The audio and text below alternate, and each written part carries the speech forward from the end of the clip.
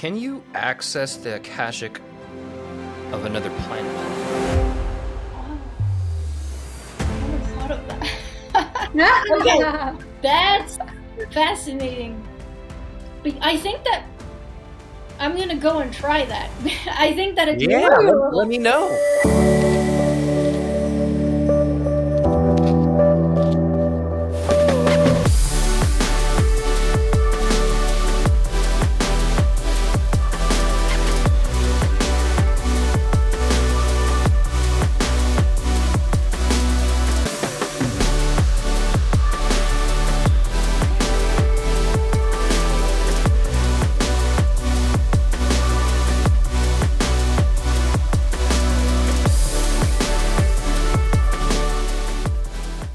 Welcome to another episode of Awaken Now What? I'm your host, JR.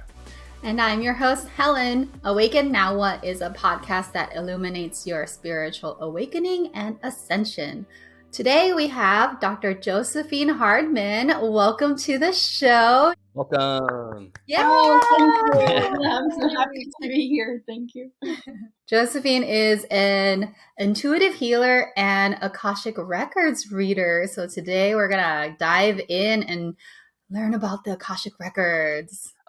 Josephine, you are the host of Inner Work, a Spiritual Growth podcast. Yep. A very, very popular podcast amongst the spiritual community. Can you tell our listeners who aren't familiar with you a little bit about yourself and how you started to access the Akashic Records? Oh yeah, absolutely.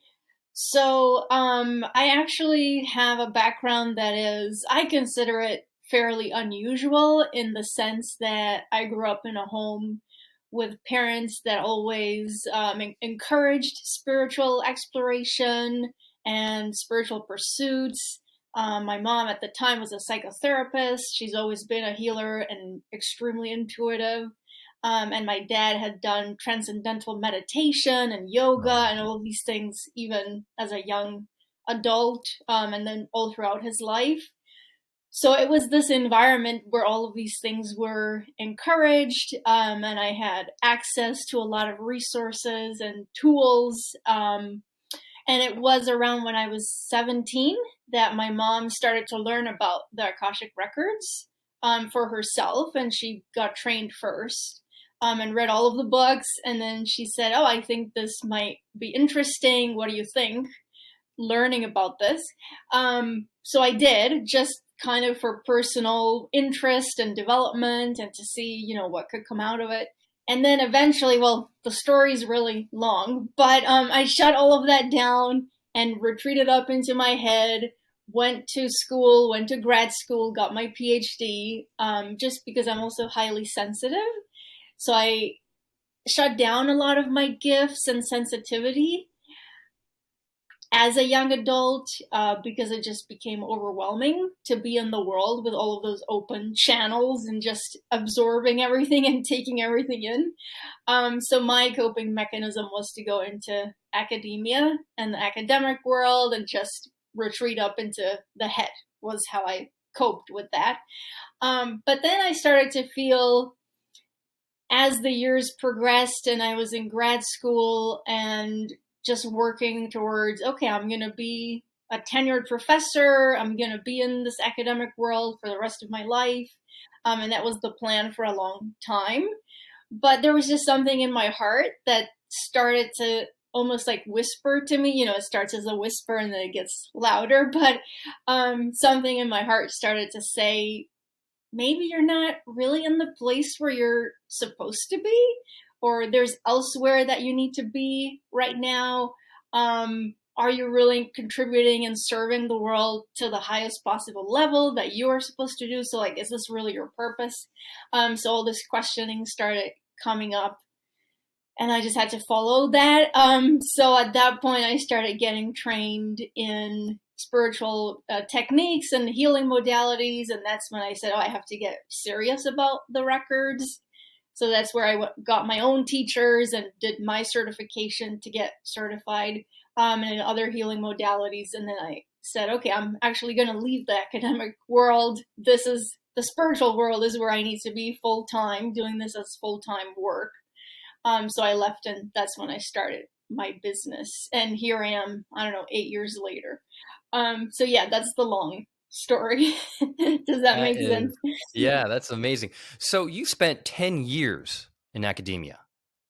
Yes, yeah. And that 10 years. includes, because I got a master's and I got a PhD, and the whole time I was Right. teaching. So yeah, it was Mm. a long time. Yeah. How does some of that training and studying and research translate to what you do now? Yeah, that's such a great question. And it is compatible in a lot of ways, actually. So, and I would say the first most obvious way for me is just because I learned a lot. I was trained in pedagogy and curriculum design and these kinds of things while I Mm. was teaching. And I had to create my own courses. And I taught Shakespeare and literature because my PhD is in English literature. And I taught college writing, these kinds of things. So now I use all of that training in curriculum design when I create my courses, which comes in really handy because I always have a clear structure and framework of how to do that and how to help students move through courses and stay engaged and kind of get the best outcomes that they can possibly get, which is great. But also just from the side of like being, in a sense, like being a critic or a literary critic, and then doing my own writing and interpretation of metaphors and symbols and imagery in literature, that really translates well into reading the records, actually the Akashic Mm, Records, because the records communicate a lot through a language of metaphor and symbols and images, these kinds of things. So it really helps to be able to translate when those images and messages are coming through in that way, for clients, and to really understand kind of that language of the records, because it's really abstract sometimes and it's not straightforward, so we have to be able to interpret that. Yeah, so that comes in handy too. That is a great like synthesis of, I think like we all have our experiences for a reason, right? And so like Completely. even within me and JR's history, like it's so interesting that he's a video editor and so he can do that for our podcast or Yes. like little things like that. Oh, I don't think anything that we do is ever wasted. right. Sometimes people have this idea of like, why did I spend 10 years in that career? And that was not really my purpose. But I think there's always something we've gained or something we're taking with us that maybe if we just rework it in some way, it can still be applied. So I don't think we've ever wasted that time. That message is for Cherish. JR, make sure she hears I know. that. Okay. Yeah. So my girlfriend is currently, oh man, I always forget the name to her job. It's very long. It's clean energy and transportation consultant services. I Yeah. think that's Okay. right. Yeah. But she's currently, I mean, she awakened this past year, and Oh. she wants to become a breathwork practitioner. So there's a Oh. struggle right now between her real career and what she eventually wants to do. So I'll relay this information to her. Yes, and also that you don't have to do it all like overnight, of like Right. transitioning. Because for me, it was still. I mean, I started building my website because I knew, I'm going to have a business, so I started doing that like a year before I even left the academic Wow. world. Well, and I'm a Wow. risk averse person, so I like to take things one step at a time and make sure this is really going to be a viable like way to support myself. Right. Which luckily it has been, knock on wood. Yeah. So yeah, you Yeah. can do it, one step at a time, I think. Yeah. I mean, kudos to you. Your podcast, Oh, yes, is amazing. thank you. Yeah, Your fan base, whatever you want to call it, your clients. I think just researching your Instagram profile, like you're doing an amazing job. So thank yeah. you. Thanks. I Yeah. appreciate that. And that also took time to build. And I Yeah. did a lot of things that didn't get any traction. And then Right. it was like, oh, wait, how do I revise that so that it actually works? Right. So yeah, it's been a lot of like making mistakes and then, course correcting along the way. All right. Let's get into the nitty gritty. The Akashic Records. Yeah. It's my understanding that the Akashic Records are the canvas of existence that records everything. Can Yeah. you expound on this a little bit further? Yeah, that's a great way of putting it, though. So the way I think of them and define them is the records are this vast archive of Mhm. information. Some people now, with because we're in this modern era of technology, so they like to call it the cloud, in a sense, because it's things are always like updating and changing Right. inside of the records. It's not so it's this vast storehouse of information that is continually logging. So every action that has ever been taken and will ever be that people will ever take, every word that has ever been spoken, like every choice that has ever been made, all of that is recorded in the records, which is why we call them that. Mhm. So nothing there is set in stone. They're not static. I think of them as a breathing, living entity because, in a sense, really the records are made up of light energy Mhm. and they are Mm. encoded in the universal energy field that's all around us and even through us. So in a way, it's like we are the records too. The records are us. It's difficult to describe because it's so like mind-boggling, Mhm. but they exist all around us at all times. It's just that we can't see them with our human eyes or perceive them with human senses, really, because it requires us to kind of see with a spiritual sight, if that makes sense, to be able to understand, oh, that, okay, yeah, now I'm tapping into the records. So yeah, it's just a different perspective shift or a different way of looking at things to be able to perceive the records, if that makes sense. That is such a beautiful answer in the sense of like, it doesn't sound at all like, oh, there are only a few people who can Oh, read this. You know, it's like we're light beings. If we're activated enough, we have the access. Yeah. it's really everyone's like divine birthright Right. to be able to access the records. And Mm. the way I think of it is ideally just our natural condition is to be connected to what we call the records 24/7, so that we are receiving the best guidance and intuition for ourselves just as we're moving through daily life, or are faced with choices that we need to make every day. So it's really an unnatural condition when we are disconnected from the Right. records, Right. um, and really all that it takes, which is not always easy, but we just need to clear out all of the layers of stuff that is not really ours. So the conditioning, the programming, the ego self, mental chatter, all of these things that can get in the way of perceiving the presence of the records and being in that energy field. Yeah. The Akashic Records are non-localized and they are stored as what you described as extra somatically, meaning outside of the body, correct? Yes. Yeah, that is true. Although, I mean, we can perceive them, through the body too. Mhm. But they are encoded in this universal energy field, and then we each have personal energy fields, right? That can almost like interface with the Right. field of the Right. records. Yeah. Our friend Ishmael Perez, he stated that the Akashic Records are also an etheric energetic template that can be found under the Great Sphinx, known as the Halls of Records, Hmm. um, and can be accessed if you match its vibration. Have you ever heard of that? And what are your thoughts? Yeah, not in those words specifically, but that makes a lot of sense. Uh-huh. Especially this idea that the records, well, as an energy field, they do exist in this higher plane of consciousness. Right.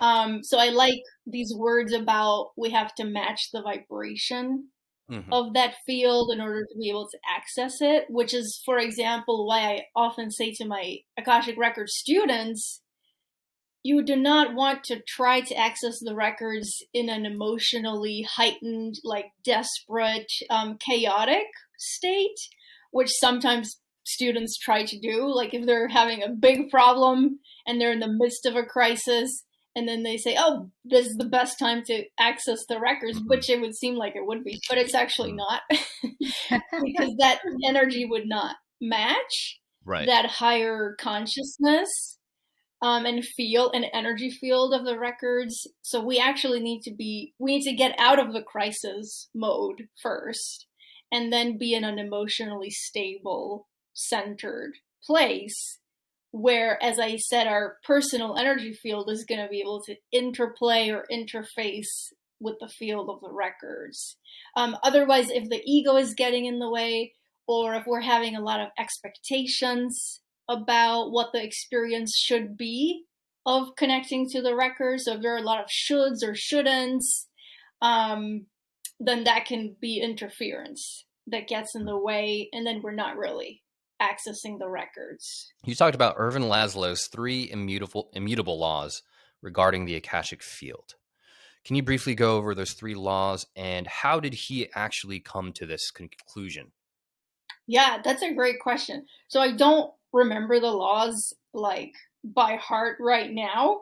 For that, I would, he's been doing research on the records for decades, and actually refers to the records as the A field, or the Akashic Field, and talks about, really the gist of the laws is that the records are always available, which is, part of what we've already been talking about. So they're not this exclusive realm that only certain people with certain talents can access.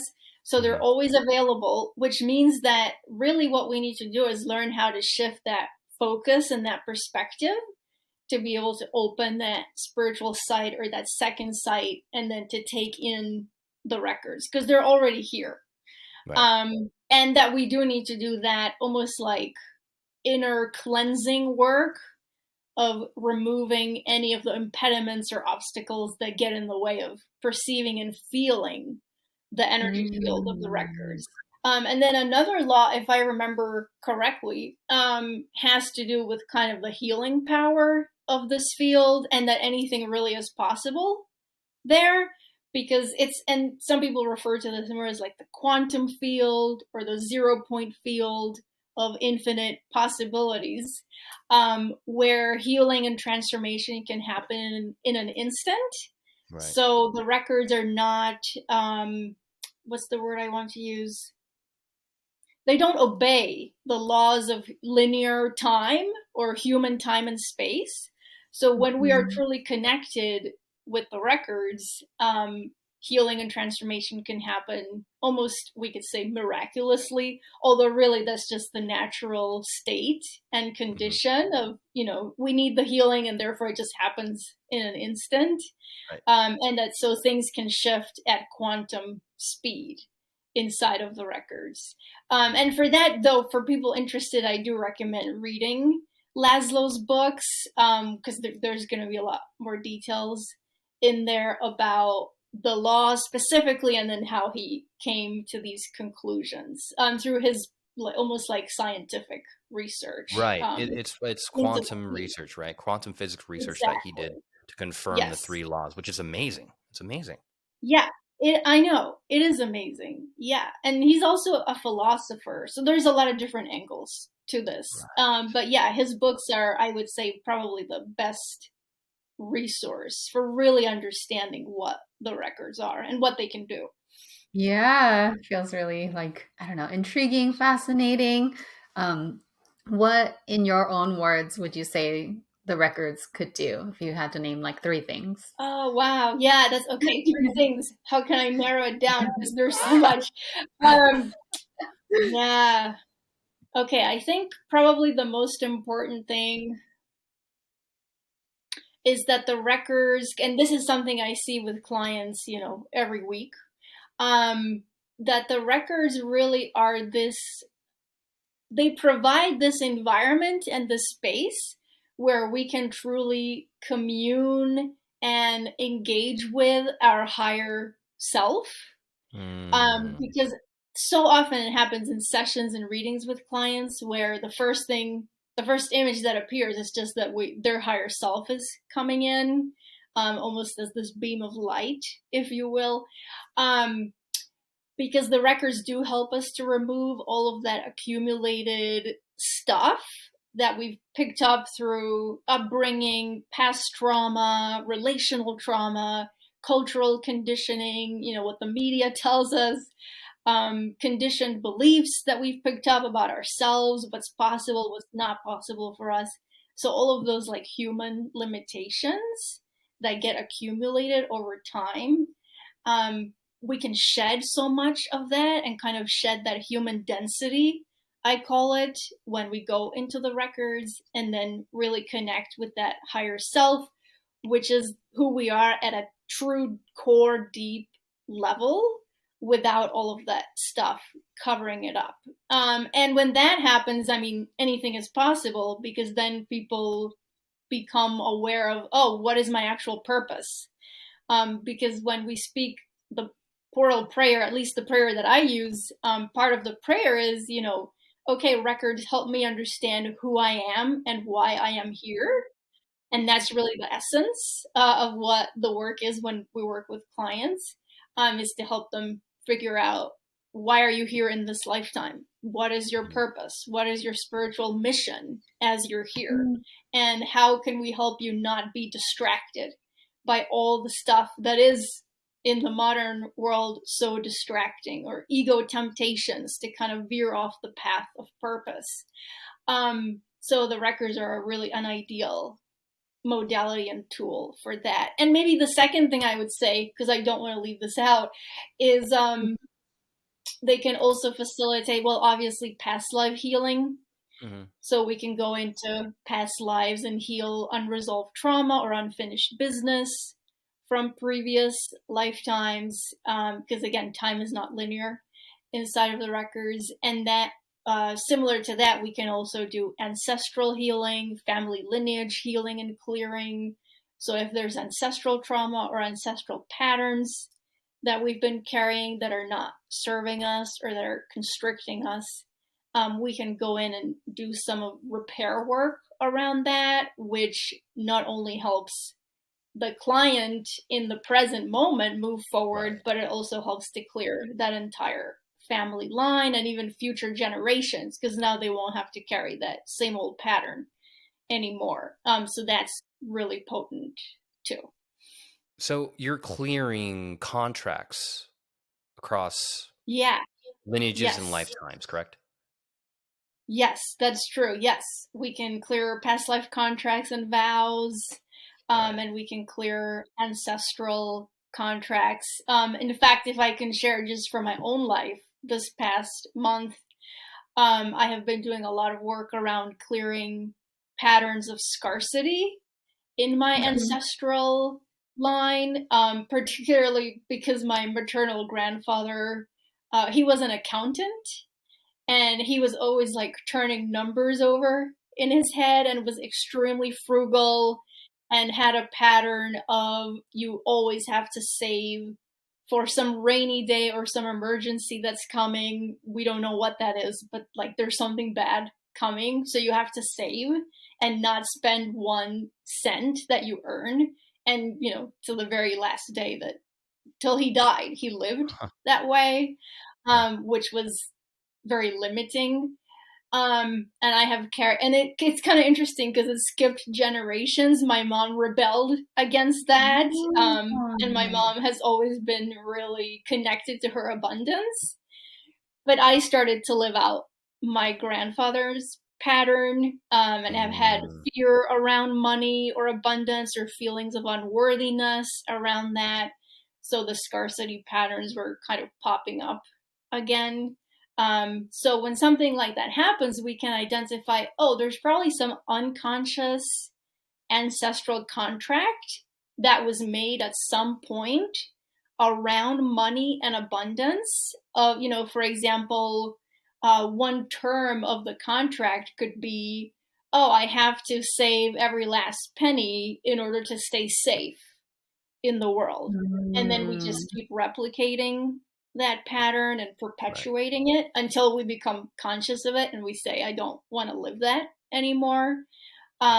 So yeah, that's just one example of the infinite ancestral contracts or past life contracts that we can revoke inside of the records. Such a helpful share, because I know that there's so much scarcity in so many people's worlds. Oh, yes. Mm. And sometimes it's not ours, and it's Right. really coming from somewhere else. And we have those issues around like earning money or feeling like we're good enough to earn or to save it or to hold it. And it's like we don't have the energetic space for it. Mhm. But really it's just because there's this pattern coming from and I don't even think it comes originally from my grandfather. It's probably from well before his time, but it has just been replicated through the generations. Upon discovery of, say, a negative contract, a vow that you want to Mhm. clear, what is that process of clearing? When you identify it, are there words that you say? Is forgiveness involved? I mean, the great Andrew Barthes says that trauma is undigested consciousness, which resonated so deeply. Yeah. So, what is the resolution for all this undigested consciousness? Yeah, that's so great. That I love that language too. And it is true. Often with clients, you can sense because contracts are also held somewhere in the body or the energy field. Mm. So, for example, Mm. and it doesn't always have to align perfectly, but let's say a vow of silence from a past life might show up as throat issues or thyroid issues in the present Mm. lifetime, or like people that have like chronic throat infections or laryngitis or something like that. Um, so they do get embedded in the body or the energy field, sometimes in a particular chakra. So we can do work at that level. But I also myself have developed a protocol for revoking contracts. So that involves in working with clients one on one. It's that we sit down and while we are inside of the records together, we identify what are the terms of that contract, like specifically, because we have to narrow those down and nail those down. And then together we write out the terms of the old contract. So, as I was describing with my own just now, for example, one of the terms could be, oh, I have to save all of my money and never spend any to stay safe. Or another contract that comes up a lot with people is, oh, I have to shut down my intuitive gifts in Mm. order to stay Mm. safe, which is often a past life contract, Mhm. especially people who were already healers or mystics or visionaries in a previous lifetime, and then there was a negative consequence to that. So then we write out the terms of the contract. Um, and then there's a process where the client has to go, and once they feel ready, right? Because we want to make sure that all parts of the client are on board Mhm. with revoking the contract. We don't want to re-traumatize or have it be like a jarring experience, because we have these contracts for a reason, and they do provide some, even though it is counterproductive, it feels like they're protecting us from something. That's why we have them, like, or that they're keeping us safe in some way, even though it's so limiting. So once we feel ready, then I use a specific prayer that we speak to release the contracts from the DNA, from the body, the energy field, the family line. And then the client has to go and burn the old contract. So we do Wow. a fire ritual. And then the important next step after that, because once we clear out an old contract, we've created a vacuum or an empty space where it used to be. And we want to fill that in with something really intentional and Mm. conscious.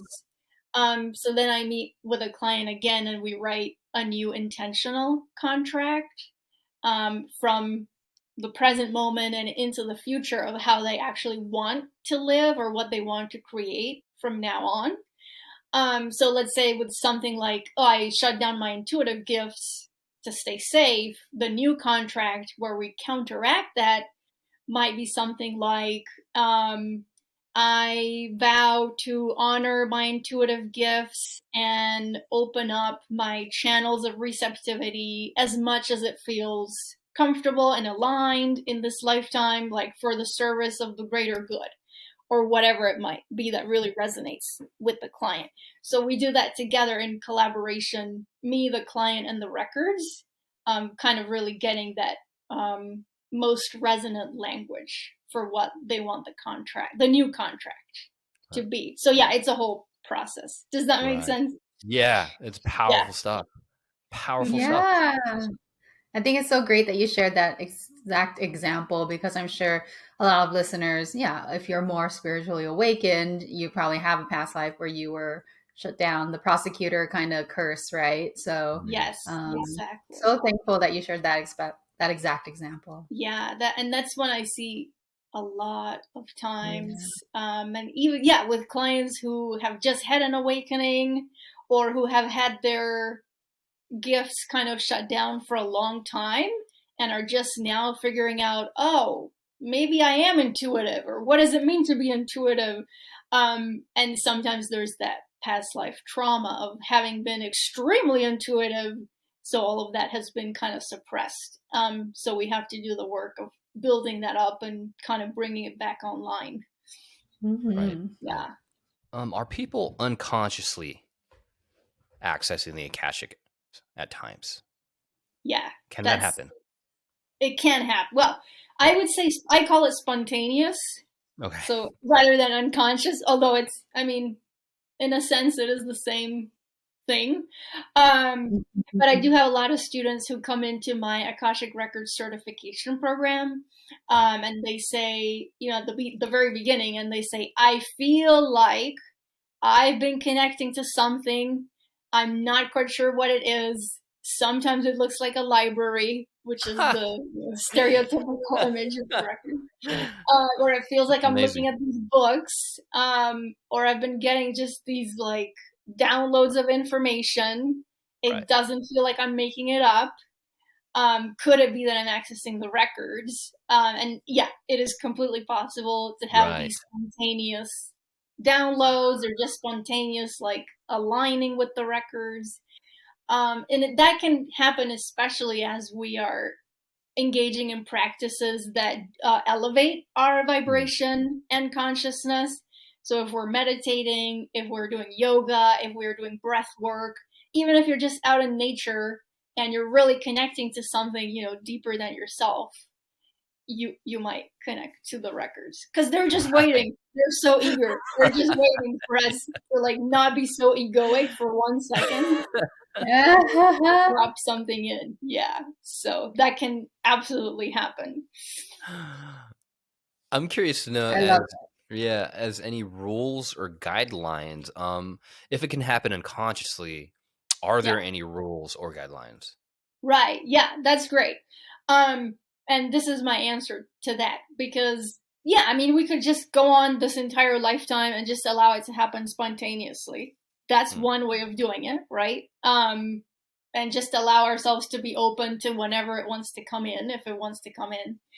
But typically the people that I'm working with want to kind of put some structure around this process, or make it intentional, where they can access the records at their command whenever they need to, or if they're going to have clients, because sometimes we need to do it like at a particular time and place and not just wait for it to happen.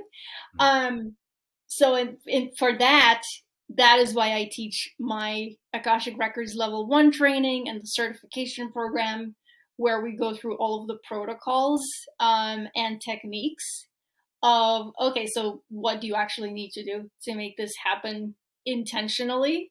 How do you get into a receptive mode? How do you clear out that ego mind and ego interference patterns? So we do a lot of clearing all of that, clearing past life trauma about seeing things or being a seer, which is a lot of like third eye trauma that can be there too. But really the guidelines are, well, in order to access the records intentionally, first, you can be emotionally in a chaotic place, right? So get centered, get grounded, and people have different methods and ways of doing that, which is fine. So it could be the breath work, or you're out in nature, or just doing a grounding meditation. And then I do teach and use the method of accessing the records through a portal prayer. So once we're ready and we're in that grounded state, then we speak the portal prayer, and which, by the way, is you can access for free on my website. I have a freebie, so people can get that and have the prayer. And once you speak the words of the prayer, because it's such intentional language, there's no other place you can go other than the records. So you just have to kind of surrender and trust. Okay, as I speak these words and I'm grounded and I'm emotionally centered and I'm open, I'm going into the records. Like, that's what's going to happen, because people sometimes doubt themselves, right? That could I just say this prayer and now I'm in the records? Yes. So you do that, and then the records are open. And then it's really about trusting that every single time we journey into the records is going to be like a sacred experience. And we are going to get exactly what we need in that moment, even if we're drawing a blank or feeling frustrated or not getting a lot, or it's not what we expected, or it feels really simple and obvious, like just the information that comes through, which people also can overthink that or question it or doubt it. But we really do have to have this radical trust that every time we access the records, they're going to give us exactly what we need in that moment, and then kind of make sense of it later. So yeah, the trust and surrender are essential components and attitudes to working with the records. Did you have any of your own like blocks or resistances to trust and to surrender before you were? Oh yeah, yes. Hold on, how many hours do you have? We got all day, Josephine. Yeah, especially because, as I said earlier, I spent a lot of years living from the neck up. So just in my head and intellectualizing things. And I am a recovering overthinker, overanalyzer. So yes, especially in the beginning, I would question and doubt a lot of what came through, or judge it, even like put a value judgment on it. Like, oh, that's not deep enough, or that's too simple. What do you mean my purpose is like to radiate love or something? That just seems too simple, when the records say something like that. So I would question it, I would doubt it. And then once I started working with clients, then it becomes a different kind of doubt, because now you're actually sitting in front of someone who is putting all of their trust and faith in you, and in the process. So then I would also doubt, oh, this is too simple. Like, how do you fill up an entire 1-hour session with your purpose is to radiate love? But then you have to figure out ways of just expanding from that, and what does that mean, or how can you actually do that in daily life? So there are ways to work around it. But yeah, I had to get through a lot of the mental stuff. And for me, a lot of that process has been, oh, how do I get back into my heart?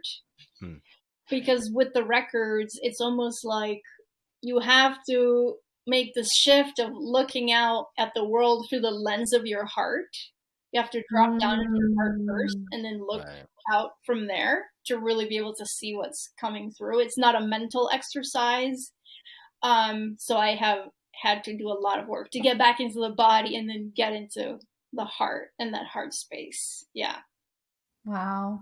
That's so good. Because I know probably a lot of us, even after doing the work for so many years, I am still learning to open my heart and be in my heart more. Yes.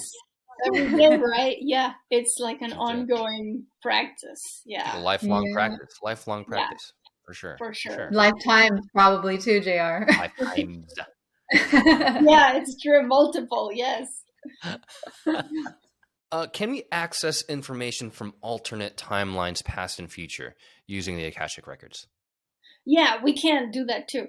And I want to talk about that in terms of just as we can look at past lives, we can also look at, for example, potential future outcomes. Right. If a person stays on a certain trajectory or makes a certain choice versus this other choice. And not to say that the records are a fortune telling tool, because they're not.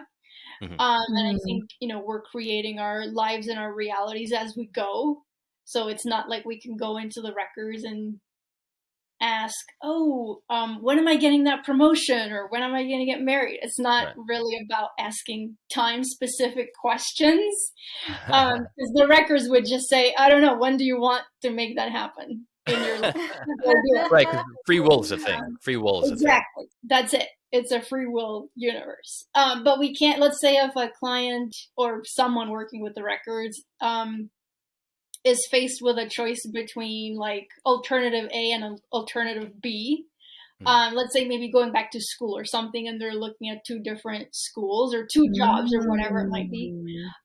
So we can go into the records and say, okay, with alternative A, what is the potential future outcome? What's the energy of this choice? And then we can kind of sit and first just see how it feels in your body to hold that choice as though you've already made it while you're in the records.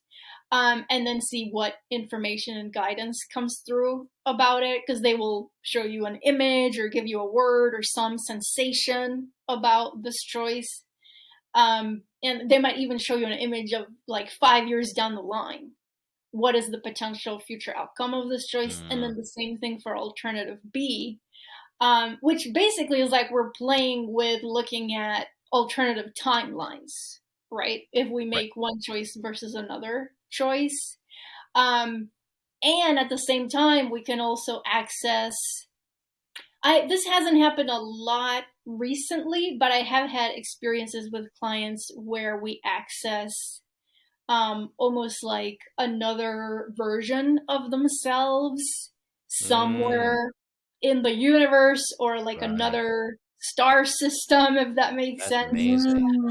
Where they're doing something else, having another life, or fulfilling a different purpose, and we can touch into that a little bit and see what that's about, because really there are no limits to what we can see in the records. And I've also had experiences where we connect to a client's home planet, so for interplanetary souls, and then it can really help to clarify, especially for people who have those feelings of, I don't really belong on Earth, or like, what the hell is Earth really about? I don't get it. It's so dense. What, like politics, money, I don't get it.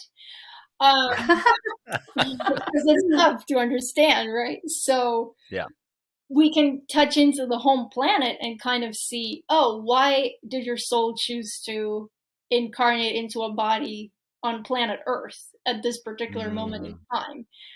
What are the gifts that you're bringing that you need to share with the world? Or how can you help to raise the consciousness of the planet? These kinds of questions. Wow. So it can help to accelerate karmic resolution. Oh, that's a perfect way of putting it. Yes, absolutely. Yeah, we can clear out karmic patterns, karmic relationships that we have with people and souls from past lives, and they're still in our lives today because they so often repeat themselves. So yeah, clearing out karma for sure on all levels. Yeah. Curious question. Can plant medicines or psychedelics help with better access to the Akashic? Yeah, that's okay. That's a great and complicated question.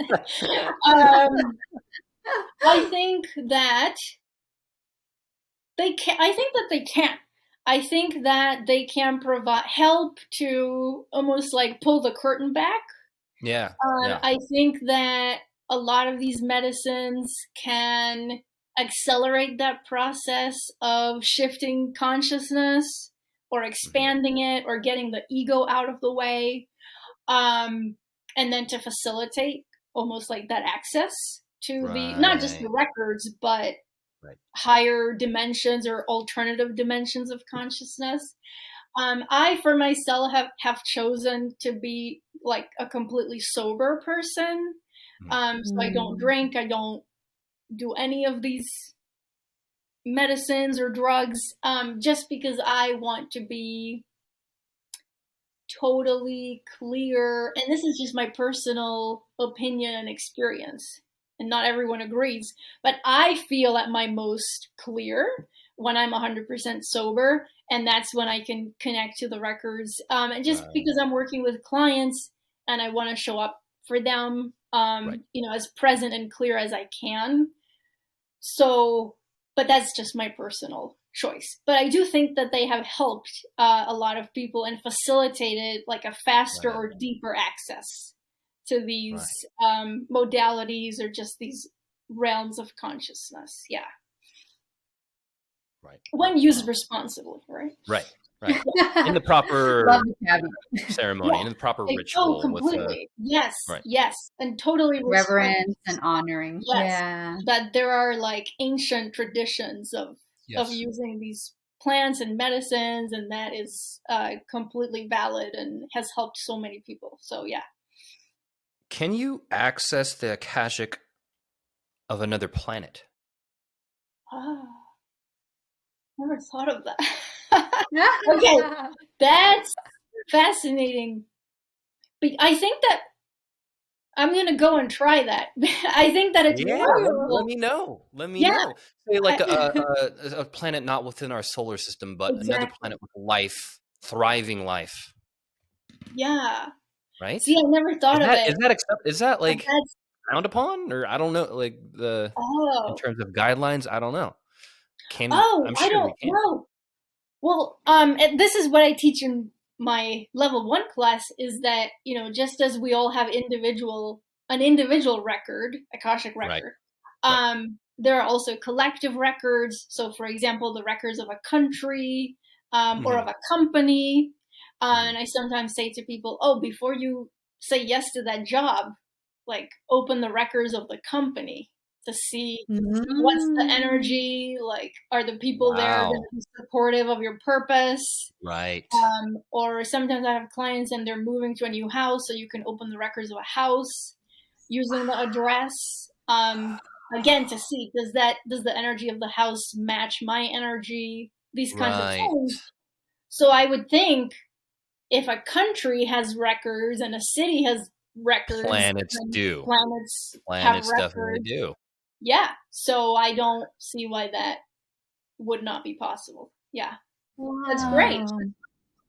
I love that. Thanks for sharing all of those. Yeah. Oh, yeah. Those are just different things we can do. Because sometimes people think, it's just you sit and you open and you ask a question. But that's just the tip of the iceberg with what we can do with the records. Your website states that the record keepers often give specific spiritual homework. Who are these record keepers, and can you give us an example of what spiritual homework is? Or they give, actually. Yeah, right. So the record keepers are the beings of light who work with us inside of the records.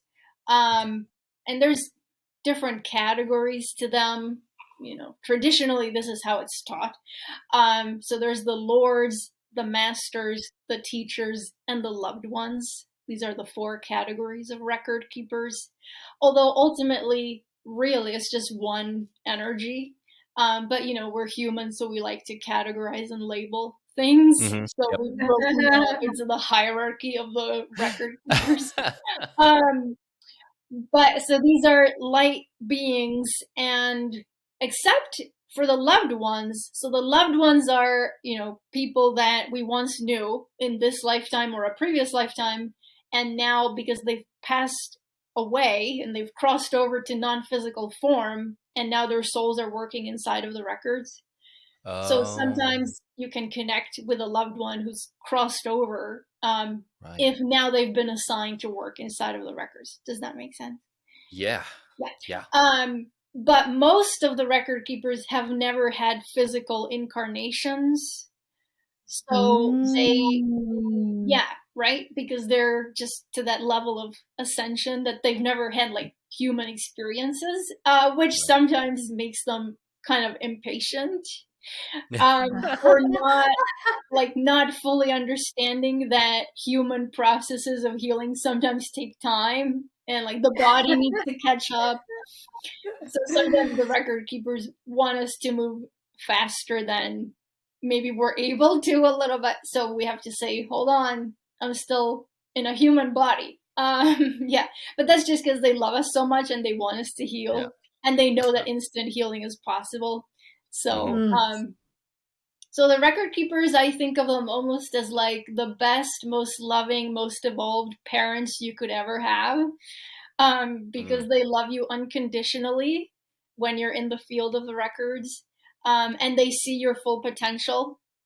So the record keepers don't really, they have a sense of humor, but they don't allow us to get away with any human BS or drama, which is why, for example, if we're trying to access the records, to ask a question, like let's say something like, oh, does this guy like me, or does this girl like me, or something like that, or we're asking the same question over and over trying to get a different answer, that's when the record keepers will close the doors and you're not going to get anything. So basically we'll take you out until you reframe the question.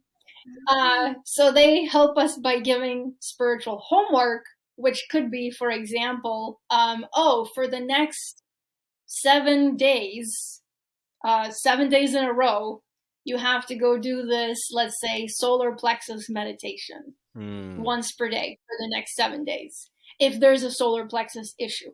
Or it could be, oh, you need to go read this book about boundaries, right? And then they might drop in the title of the book or just say book about boundaries or something. Or they might give spiritual homework. And typically it's like when I'm working with a client and the record keepers will just give me the specific like steps or what the exercise is. So let's say a heart opening exercise. Okay, you need to go do that for 15 days. Or you need to go journal about some childhood experience that came up in the reading that is still unresolved. Yeah, so those kinds of things as homework. Does that make sense? Yeah. Which is really like action steps of, what are you walking away with? And then what's the inner work that you need to do to fully resolve whatever came up in the reading. Amazing stuff. Yeah. And that, I'll say one more thing about that, which is the important part of all of this is we do have to take ownership of our healing and not just think, because I don't want to say some people, but it is possible to use the records just like any other spiritual tool for spiritual bypassing and kind of, or for escapism, right? And to say, oh, I'm just going to go into the records, and because I was in the records for those 10 minutes, now I'm healed. I don't have to work on myself anymore, or the records are going to do it for me. But that's not the case. We still have to do our inner work to get to that level of healing and awareness that we're looking for. So the records will give us the homework, they'll give us the steps, they will lay it all out, but then it's really up to us to take responsibility and then follow through on the action steps. And also to integrate everything we get from the records into like daily human life, because that's another way that we can escape. Like, oh, if I don't like my reality right now, or there's something in my reality I'm resisting or I'm not accepting it, okay, so I'm just going to go hang out in the records where everything is like easy and I feel loved and I feel safe, which is great.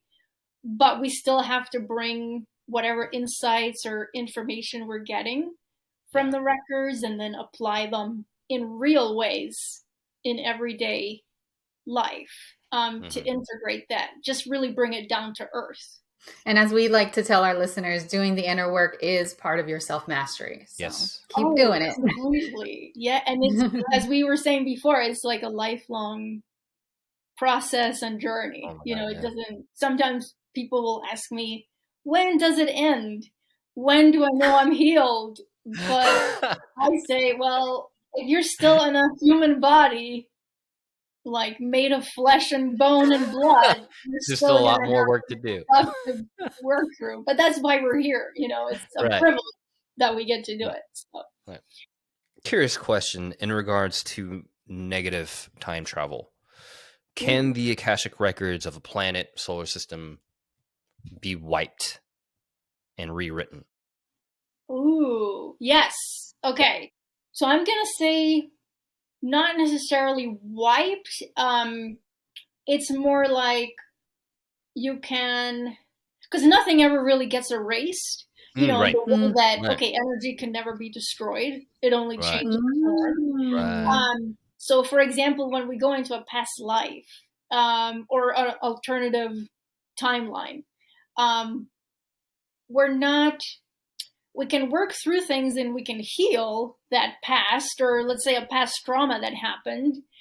Mhm. We're not necessarily wiping it out or erasing it, because it's still like an essential part of what has made that person who they are today. So we don't even want to wipe it out, if that makes sense. But it's almost like we can write something new over it, right? That almost like Overwritten. yeah, exactly. So it superimposes or like replaces Yeah. that imprint a little bit, so that we can transform the trauma or the past or the thing that we're looking at, and then maybe put like rewrite the story, right, is what I'm trying to say. So rewrite the story of it, or put a different interpretation or meaning on it, and then derive the healing benefits from that. Yeah. So I don't think we're ever really erasing anything, but just more of this process of like writing over it. Yeah. It's like similar to inner child work. It completely. Yes, like the reparenting, right? And a different story. Yeah.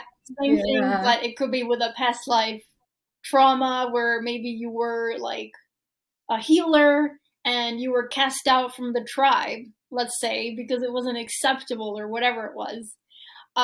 So we can go in and rewrite that story, and even we can meet with that past life version of ourselves, and just as you would with an inner child, and meet that past life version of ourselves that was wounded or hurt or upset or abandoned in some way or rejected, and then see, okay, what does that version of me need now to heal or to feel safe or to rewrite the story? Because on some level, we're still carrying those past life versions of ourselves, just as we're carrying that inner child or inner teenager from the current lifetime. So it helps to integrate all of that and then meet with those past selves again and see, okay, how do we update them to the present moment, that we are safe now and that our life now is different than it was in that past life or that past experience. So much wisdom, Josephine. So much wisdom. I have one more question. Yes. What's been your greatest joy since being able to read the Akashic records? Wow.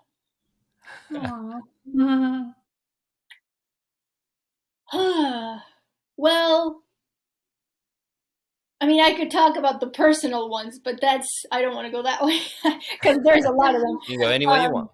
Oh, I mean, just for example, the records helped me to work through and overcome my fear of commitment so that I was able to meet my soulmate, who is my husband, who edits my podcast, by the way.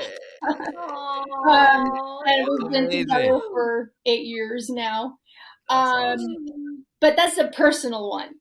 More so than that, I want to say that the records have allowed me to fulfill my true purpose of being with other people as they awaken, and to help in whatever way I can, which is, I mean, I don't know that I could ask for a more rewarding life or more rewarding work to do every day because it's just so aligned with my soul. So it's, yeah, I just feel grateful to the records every day. And to my mom, that when I was 17, she said, "Hey, look at this book. You might like this. You might get something out of it." Yeah, so just being able to live my purpose every day, I mean, there's no words to the joy that brings. Inspiring, truly inspiring. Very, very. We've reached the now what part of our episode. So Josephine, what are the final words, final thoughts, final radiating love things you need to share with the audience? Yeah, well, I do want to say maybe two things that I've been saying a lot lately.